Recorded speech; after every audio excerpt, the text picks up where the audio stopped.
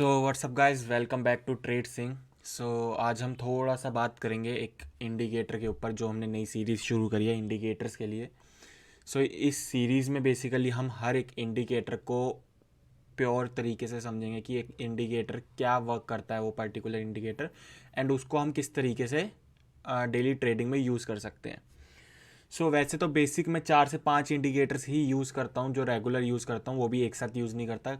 अलग अलग इंडिकेटर्स अलग अलग चीज़ों के लिए होते हैं। तो बेसिक अगर मैं बात करूँ तो आज हम समझने वाले हैं ATR के बारे में, एवरेज ट्रू रेंज के बारे में।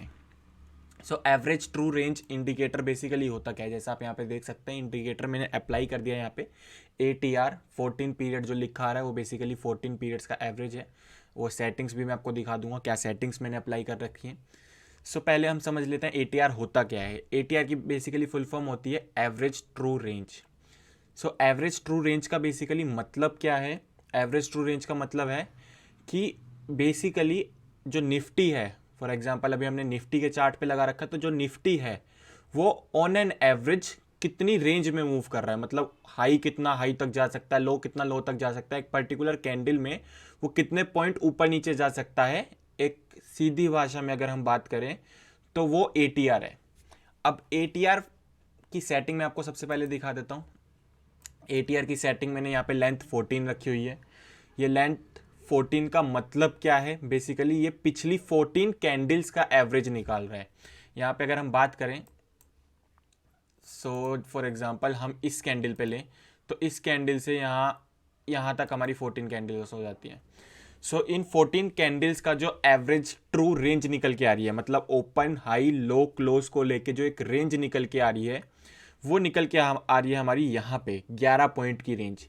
मीन्स ये जो कैंडल हमारी बन रही है, अब जो इसके बाद कैंडल बनेगी वो 11 पॉइंट के अंदर मूव हो सकती है। अब ये बेसिकली एवरेज ट्रू रेंज है। इसका मतलब ये नहीं है कि इससे ज़्यादा मूव नहीं हो सकती है, इससे कम मूव नहीं हो सकती। बेसिकली ऑन एन एवरेज इतनी मूव हो रही है, तो हम एक अंदाज़ा लेके चलते हैं, एक प्रिडिक्ट करके चलते हैं कि आगे भी इतनी ही मूव होगी। तो अब बेसिकली मतलब क्या है कि हम ATR यूज़ क्यों कर सकते हैं, ATR का काम क्या है, ATR की क्यों ज़रूरत पड़ रही है। ATR बेसिकली आप यूज़ कर सकते हैं अपना स्टॉप लॉस लगाने के लिए, अपना टारगेट लगाने के लिए। जैसे मैंने आपको कल वाली वीडियो में बताया था कि आप स्टॉप लॉस किस तरीके से लगा सकते हैं, तो अब ATR के थ्रू भी आप स्टॉप लॉस लगा सकते हैं। जैसे अभी हमारा करेंटली जो ATR चल रहा है, इस पॉइंट पे हमारा चल रहा है ATR 11 का। अब 11 का ATR का मतलब क्या है? अगर मैं इस कैंडल पे एंट्री लेता हूं तो अगर मैं 11 पॉइंट से नीचे का SL लगा दूं तो मेरे जो SL हिट होने के चांसेस हैं वो थोड़े से कम हो जाते हैं, क्योंकि एवरेज ट्रू रेंज जो आ रही है हमारी 11 पॉइंट की निकल के आ रही है। फॉर एग्जांपल अगर आप यहाँ पे कॉल साइड में पोजीशन लेते हैं तो यहाँ से 17,921 पे भाई हमारा निफ्टी चल रहा है। ऑन एन एवरेज 17,910 तक निफ्टी गिर सकता है। तो अब मैं 17,910 से नीचे का ही SL लगाऊंगा अगर मैं कॉल साइड में पोजीशन ले रहा हूँ। ओके, तो ये हो गया हमारा कॉल साइड के लिए। अब मेरे को अगर पुट साइड के लिए पोजीशन बनानी है और मैं यहाँ से पोजीशन क्रिएट करता हूँ अपनी पुट साइड के लिए, तो ऊपर मैं 11 पॉइंट यहाँ से प्लस कर देता हूँ सबसे पहले 17,921 में, तो हमारा आता है 17,932। यहाँ पे हम अपना SL लगाएंगे इससे थोड़ा सा जस्ट ऊपर, क्योंकि 11 पॉइंट का हमें ऑन एंड मार्जिन लेके चलना पड़ेगा। बेसिकली एवरेज ट्रू रेंज अब जब हमें पता चल जाते हैं तो ये स्टॉप लॉस लगाने का आपका एक तरीका हो गया।